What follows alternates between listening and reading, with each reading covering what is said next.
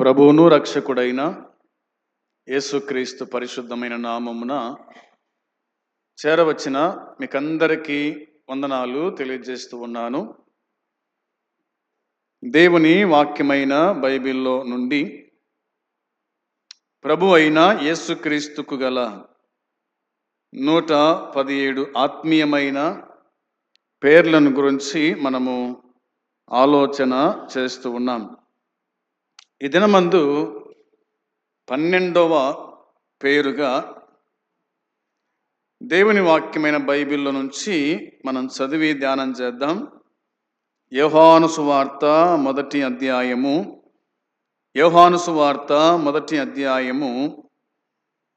14 నుండి 18 వరకు చదువుకుందాం, లేదా 14వ వచనము 18వ వచనం చదువుదాం. ఆ వాక్యము శరీరధారి అయి కృపా సత్య సంపూర్ణుడుగా మన మధ్య నివసించెను. తండ్రి వలన కలిగిన అద్వితీయ కుమారుని మహిమ వలె మనము ఆయన మహిమను కనుగొంటిమి. 18వ వచనం, ఎవడును ఎప్పుడైనను దేవుని చూడలేదు, తండ్రి రొమ్ముననున్న అద్వితీయ కుమారుడే ఆయనను బయలుపరచెను. దేవుని వాక్యము దేవుడు మనతో మాట్లాడినట్లుగా ప్రార్థన చేసుకుందాము. ప్రార్థన చేద్దాం. ప్రేమగల తండ్రి, పరిశుద్ధుడు అయిన దేవా, నీ పాదములకు వందనాలనైనా, స్తోత్రములు దేవా, నీకు కృతజ్ఞతాస్తుతులు చెల్లించుకుంటున్నాం. కనికరము, ప్రేమ, దయ మా పట్ల చూపించి మమ్మలను కాచి కాపాడి సంరక్షించి బ్రతికించి సజీవ లెక్కలో ఉంచినందుకై స్తోత్రాలు స్తుతులు చెల్లించుకుంటున్నాం. ఈ సమయమందు దేవా, నీ సన్నిధి మాకిచ్చారు. కూడి వచ్చిన వారిని దీవించండి, ఆశీర్వదించండి. పాటలు పాడిన వారిని దీవించండి, ప్రార్థిస్తున్న వారిని దీవించి ఆశీర్వదించి మీరే కాపాడి జ్ఞాపకం చేసుకోమని, చదువుకున్న లేఖన భాగం దీవించు తండ్రి. మీరే మాతో మాట్లాడుతురండి. పాపికి రక్షణ, విశ్వాసకి ఆదరణ కలిగించుమని, దీనదాసుని మరుగుపరిచి మీరు మాట్లాడుమని యేసయ్య నామంలో అడిగి వేడుకుంటూ ప్రార్థిస్తున్నాము తండ్రి, ఆమేన్. 12వ పేరు తండ్రి వలన కలిగిన అద్వితీయ కుమారుడు. తండ్రి వలన కలిగిన అద్వితీయ కుమారుడు అని దేవుని వాక్యమైన బైబిల్ చెబుతూ ఉంది. ప్రభు అయిన యేసుక్రీస్తు ఆయన కుమారునిగా పిలువబడినాడు. దానికంటే ముందుగా అక్కడ ఒక మాట మనం చూస్తాము. తండ్రి వలన కలిగిన అద్వితీయ అనే మాట కనిపిస్తూ ఉంది. అద్వితీయ అంటే అర్థమేమిటి? జనదైక కుమారుని అని ఉంది. జనదైక కుమారుణ్ణి అనే మాట వ్రాయబడి ఉంది. 18వ వచనం కూడక అద్వితీయ కుమారుడే అనే మాట వ్రాయబడి ఉంది. అద్వితీయ కుమారుడే అంటే అక్కడ కూడక జనదైక కుమారుడే అనే మాట వ్రాయబడి ఉంది. జనదైక కుమారుడు, అద్వితీయ కుమారుడు. తండ్రి అయిన దేవుడు అద్వితీయ కుమారుడు, తండ్రి అయిన దేవుడు అద్వితీయుడు, కుమారుడైన యేసుక్రీస్తు కూడా అద్వితీయుడు అన్నమాట మనకు దేవుని వాక్యము గుర్తు చేస్తూ ఉంది. అద్వితీయ కుమారుడు ఎలా కలిగినాడు? అద్వితీయ కుమారుడు ఎలా ఈ భూమి మీదకి వచ్చినాడు అంటే అక్కడే రాయబడింది, తండ్రి వలన కలిగిన అన్నమాట వ్రాయబడింది. ఎవరు ఈ కుమారుడు అంటే వాక్యమయున్న కుమారుడు. అవునా? రాయబడింది అక్కడనే. ఆ వాక్యము శరీరధారి అయి కృపాసత్య సంపూర్ణుడుగా మన మధ్య నివసించెను. వాక్యమయున్న దేవుడు శరీరాన్ని ధరించి మన మధ్య నివసించినాడు. తండ్రి వలన కలిగిన అద్వితీయ కుమారుని తండ్రి వలన కలిగిన అద్వితీయ కుమారుణ్ణి అన్నమాట రాయబడి ఉంది. ఈ 14 వచనాన్ని మనం బాగా ఆలోచన చేద్దాం. ఈ 14 వచనంలో అద్వితీయ కుమారుడు అంటే జనదైక కుమారుడు అని చెప్పుకున్నాం. మనం జనదైక కుమారుడు అని చెప్పుకున్నాం. కుమారుడు అని క్రీస్తును పేర్కొన్నప్పుడు ఆయన అందరిలాగా జన్మించిన వాడు కాదు. ఆయన అందరిలాగా జన్మించిన వాడు కాదు. తండ్రి అయిన దేవునితో క్రీస్తుకు గల సంబంధాన్ని ఒక విశిష్ట రీతిలో వివరించడానికి ఈ బాంధవ్యాన్ని ఏర్పరిచినట్టుగా వచనాలు మన జ్ఞాపకము చేస్తాయి. అంతేకాని ఆయన సృష్టింపబడిన వాడు కాడు. ఆయన సృజింపబడిన వాడు కాదు. ఆయన సృజింపబడిన వాడు కాదు. తండ్రితో పాటు ఆది నుండి నిత్యత్వము కలిగిన వాడు. తండ్రితో పాటు ఆది నుండి నిత్యత్వము కలిగినటువంటి వాడు. ఇందులో త్రిత్వం యొక్క సిద్ధాంతము మరి గోచరిస్తున్నట్టుగా మనకు దేవుని వాక్యం గుర్తు చేస్తూ ఉంది. 1వ అధ్యాయం 1వ వచనంలో ఇలా ఉంది కదా. 1వ అధ్యాయం 1వ వచనంలో ఆది యందు వాక్యం ఉండెను, వాక్యము దేవుని యొద్ద ఉండెను, వాక్యము దేవుడై ఉండెను అని రాయబడి ఉంది. 18వ వచనాన్ని మనం చూడగా ఎప్పుడైనను దేవుని చూడలేదు, తండ్రి రొమ్ముననున్న అద్వితీయ కుమారుడే ఆయనను బయలుపరిచినాడు. తండ్రిని ఎవరు బయలుపరిచినారు? తండ్రిని ఎవరు బయలుపరిచారంటే తండ్రి రొమ్ముననున్న అద్వితీయ కుమారుడే. తండ్రి రొమ్ముననున్న అద్వితీయ కుమారుడే ప్రజలకు బయలుపరిచినాడు అనే మాట ఇందులో మనము చూడగలుగుతున్నాం. ఆయన బయలుపరిచినాడు అనే మాట కనిపిస్తుంది.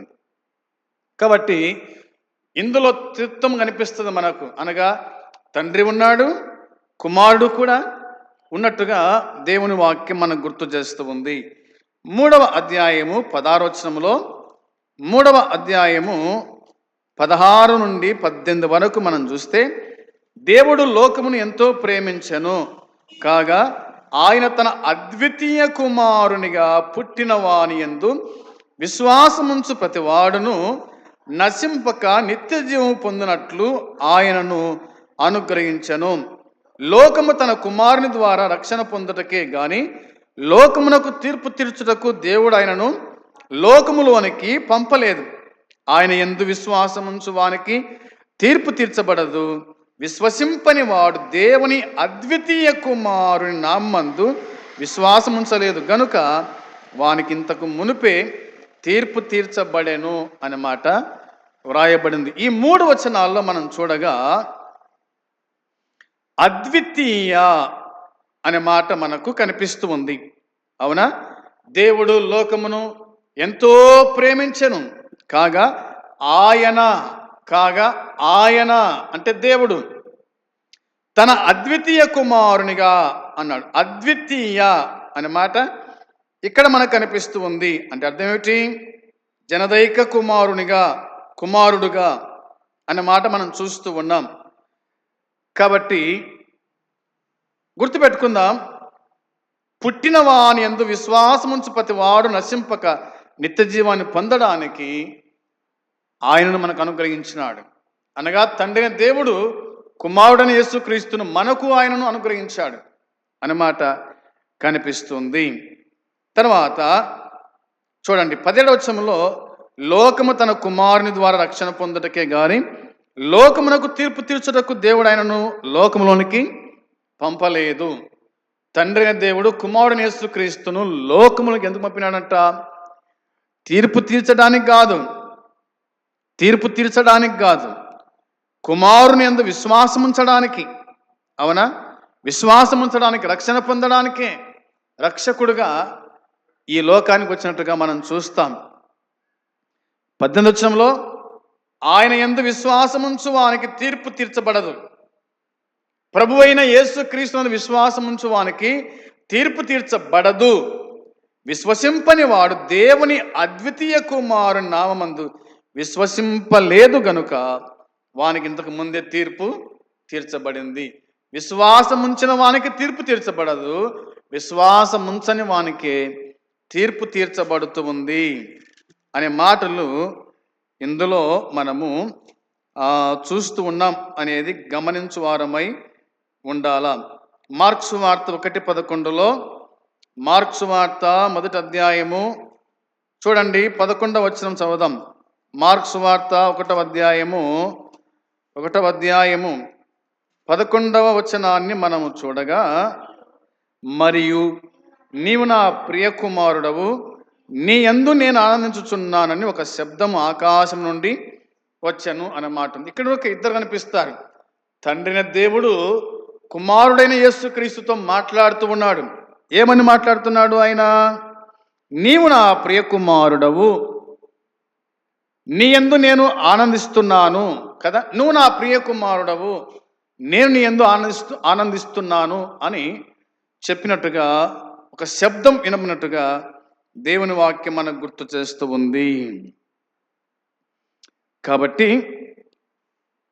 ఆ వాక్యము శరీరధారి అయి అని మాట రాయబడింది. ఆ వాక్యము శరీరధారి అంటే క్రీస్తు నిత్యుడైన దేవుడు, క్రీస్తు నిత్యుడైన దేవుడు తర్వాత మానవునిగా జన్మించినాడు.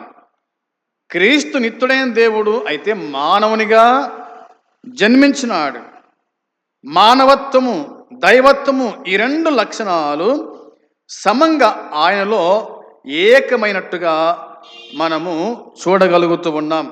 సంపూర్ణమైన మానవ అనుభవములో ఆయన ఈ లోకములో మానవునిగా ప్రవేశించినట్టుగా దేవుని వాక్యం మనకు జ్ఞాపకం చేస్తూ ఉంది. ఇవన్నీ కూడా మరి ఫిలిప్పీ పత్రిక 2:5-9 వరకు మనకు కనిపిస్తాయి. తర్వాత ఇదే యోహాను సువార్తలో మనం చూస్తాం కదా, 3:17, 6:38, 42 ఇట్లా కొన్ని వచనాలు ఇందులో మనకు కనిపిస్తున్నాయి. ఆయన కుమారుడు, అద్వితీయ కుమారుడు, దేవుని కుమారుడు, జనదైక కుమారుడు అని ఇలాగా ఆయన గురించి రాయబడిన మాటలు ఇందులో మనము చూడగలుగుతూ ఉన్నాం. దాన్ని మనం జ్ఞాపకం చేసుకోవాలి. బైబిల్ ఇంకా ఏం చెప్తుందంటే చూడండి, లూకా సువార్త 1వ అధ్యాయము 31వ వచనం. లూకా సువార్త 1వ అధ్యాయము 31వ వచనాన్ని మనం చూడాలి. ఇదిగో నీవు గర్భము ధరించి కుమారుని కని ఆయనకు యేసు అను పేరు పెట్టుదువు అనే మాట వ్రాయబడింది. దేవదూత గాబ్రియేలు దేవదూత మరి మరియమ్మతో చెప్పిన మాట ఏమిటంటే, నీవు గర్భం ధరిస్తావు, అవునా? ఇదిగో నీవు గర్భము ధరించి కుమారుని కని గర్భము ధరించిన స్త్రీ కుమారుణ్ణో కుమార్తెనో కంటుంది. అయితే ప్రభువు చెప్పిన మాట ఏంటంటే, లేదా దూత చెప్పిన మాట ఏంటంటే, నువ్వు గర్భం ధరిస్తావు, నువ్వు కుమారుణ్ణి కంటావు, అవునా? నువ్వు కుమారుని కంటావు. ఎలిజబెత్ చెప్పిన మాట కూడా అదే కదా, నువ్వు గర్భం ధరిస్తావు, నువ్వు కుమారుణ్ణి కంటావు. హన్నాకు చెప్పిన మాట అదే కదా, నువ్వు గర్భం ధరిస్తావు, నువ్వు కుమారుణ్ణి కంటావు. శారాకు చెప్పిన మాట అదే, నువ్వు గర్భం ధరిస్తావు, నువ్వు కుమారుణ్ణి కంటావు. అంటే ఏమి కనబోతారో దాని గురించి ఆయన స్పష్టంగా చెప్పినట్టుగా దేవుని వాక్యమైన బైబిల్ చెబుతూ ఉంది. అందుకోసమే నువ్వు గర్భం ధరించి కుమారుని కంటావు, ఆయనకు యేసు అనే పేరు నామకరణం చేస్తావు, యేసు అనే పేరు పెడతావు అని దేవదూత చెప్పినట్టుగా వాక్యం మనకు గుర్తు చేస్తూ ఉంది. గలతీ పత్రికకు రండి. పౌలు రాస్తూ ఇలాగా జ్ఞాపకం చేసినట్టుగా మనం చూస్తాం. గలతీ పత్రిక 4వ అధ్యాయము 4వ వచనం. గలతీ పత్రిక 4వ అధ్యాయము 4వ వచనాన్ని మనము చూద్దాం. 4-5 కలిసి ఉన్నాయి. అయితే కాలము సంపూర్ణమైనప్పుడు దేవుడు తన కుమారుణ్ణి పంపెను, ఆయన స్త్రీ యందు పుట్టి మనము దత్తపుత్రము కావాలని ధర్మశాస్త్రమునకు లోబడి ఉన్న వారిని విమోచించుటకై ధర్మశాస్త్రముకు లోబడిన వాడాయను. 6వ వచనములో మీరు కుమారులై ఉన్నందున నాయన తండ్రి అని మొరపెట్టు తన కుమారుని ఆత్మను దేవుడు మన హృదయములలోనికి పంపాను అన్న మాట రాయబడింది. ఈ 4, 5 వచనాలు 6 వచనాల్లో మనము గమనించి చూడగా దేవుడు తన కుమారుణ్ణి పంపెను. దేవుడు తన కుమారుణ్ణి పంపెను. అవునా? దేవుడు తన కుమారుని పంపెను అన్నమాట వ్రాయబడి ఉంది. తర్వాత ఏముంది? 6వ వచనం మనం చూడగా, అవునా, సరే అదట పెడితే కనుక ఎందుకు కుమారుని పంపినాడు? తండ్రి అయిన దేవుడు ఎందుకు కుమారుని పంపినాడు ఈ లోకానికి? ఎందుకు పంపాడు కుమారుని లోకంకంటే, మత్తయి సువార్త 20వ అధ్యాయము వచనం 28. మత్తయి సువార్త 20వ అధ్యాయము వచనం 28లో రాయబడిన 28వ వచనం చూడండి. అలాగే మనుష్య కుమారుడు పరిచారము చేయించుకుంటకు రాలేదు గాని పరిచారము చేయుటకును అనేకులకు ప్రతిగా విమోచన క్రయధనముగా తన ప్రాణమునిచ్చుటకు వచ్చనని చెప్పాను అన్నమాట వ్రాయబడి ఉంది. దేవుడు తన కుమారుణ్ణి ఈ లోకానికి పంపించినాడు. ఎందుకోసం పంపించినాడు ఈ లోకానికి అంటే, ఆయన చెప్పినాడు, ఇట్లా ప్రభువే చెప్పినాడు, అలాగే మనుష్య కుమారుడు పరిచారము చేయించుకోవడానికి రాలేదు, పరిచారము చేయుటకు అనేకులకు ప్రతిగా విమోచన క్రయధనముగా తన ప్రాణం పెట్టడానికి ఈ లోకానికి ఆయన వచ్చినాడు అని దేవుని వాక్యం మనకు గుర్తు చేస్తూ ఉంది. గలతీ పత్రిక 4వ అధ్యాయము 6వ వచనం చూడండి. 6వ వచనములో మీరు కుమారులై ఉన్నందున నాయనా తండ్రి అని మొరపెట్టు తన కుమారుని ఆత్మను దేవుడు మన హృదయములలోనికి పంపెను అని ఉంది. ఏం పంపినాడంట దేవుడు మన హృదయాల్లోకి? ఏం పంపినాడు? తన కుమారుని ఆత్మను దేవుడు మన హృదయాలలోకి పంపినాడు. మనము ఆత్మను కలిగిన వాళ్ళం. అవునా? మనము ఆత్మను కలిగిన వాళ్ళం. ఈ భూమి మీద పుట్టిన ప్రతి మానవుని యొక్క శరీరములో, ఈ భూమి మీద పుట్టిన ప్రతి మనిషి యొక్క శరీరములో దేవుని ఆత్మ ఉంది. దేవుని ఆత్మ ఉంది కాబట్టి మనిషి మాట్లాడుతూ ఉన్నాడు, మనిషి తిరుగులాడుతూ ఉన్నాడు, మనిషి పనిచేయగలుగుతున్నాడు, మనిషి మరి అన్ని విధాలుగా సహాయపడుతూ ఉన్నాడు. దేవుని ఆత్మ లేనివాడు లేదా ఆత్మ లేనివాడు మృతం అని వాక్యం చెబుతుంది. కాబట్టి ఆత్మయే జీవింపజేస్తూ ఉంది. శరీరం కేవలము నిష్ప్రయోజనము, ఆత్మయే మనిషిని జీవింప చేస్తూ ఉంది అని వాక్యం చెబుతుంది. నరుని ఆత్మ దేవుడు పెట్టిన దీపము అనే మాట కూడా వ్రాయబడింది. కాబట్టి దేవుడు తన ఆత్మను లేదా తన కుమారుని ఆత్మను దేవుడు మన హృదయాలలోకి పంపినాడు. కాబట్టి మనం బతికినాం, మనము మాట్లాడుతూ ఉన్నాం, మనము చూస్తూ ఉన్నాం, మనము చదువుతూ ఉన్నాం, మనం గ్రహిస్తూ ఉన్నాం, మనము దేవుడేందో తెలుసుకుంటున్నాం. దేవుని ఆత్మ లేనివాడు ఎలా తెలుసుకుంటాడు దేవుని గురించి? ఆ మాట మనము గుర్తుంచుకోవాలా. కాబట్టి క్రీస్తు ఆత్మ మనలో ఉంది, కుమారుని ఆత్మ మనలో ఉంది కాబట్టి మనం జీవిస్తున్నాం అనేది ఈ వచనం మనకు గుర్తు చేస్తూ ఉంది. గలతీ పత్రిక 3వ అధ్యాయము 2వ వచనంలో ఇలా రాయబడింది చూడండి. గలతీ పత్రిక 3వ అధ్యాయము 2వ వచనం మనం చూడగా 2వ వచనం మనం చూడగా ఇది మాత్రమే మీ వలన తెలుసుకున్న కోరుచున్నాను, ధర్మశాస్త్ర సంబంధ క్రియల వలన ఆత్మను పొందితిరా లేక విశ్వాసముతో వినుట వలన పొందితిరా అని అన్నాడనమాట. మనం ఎలా పొందినాము దేవుని ఆత్మను? మనం అంటే వాక్యం చెబుతుంది, ధర్మశాస్త్ర సంబంధ క్రియల వలన ఆత్మను పొందితిరా లేక విశ్వాసముతో వినటం వలన పొందితరా అంటే విశ్వాసము వలననే మనం ఆత్మను పొందినాము, ధర్మశాస్త్రముల ఆత్మను పొందడం కాదు అనేది దేవుని వాక్యమైన బైబిల్ మనకు జ్ఞాపకం చేస్తుంది. వచనం 14 చదువుదాం. 14 వచనం రాయబడిన మాట చూడండి. ఆత్మను గుర్చిన వాగ్దానము విశ్వాసము వలన మనకు లభించునట్లు అన్నాడు. ఎలా లభించింది ఆత్మ?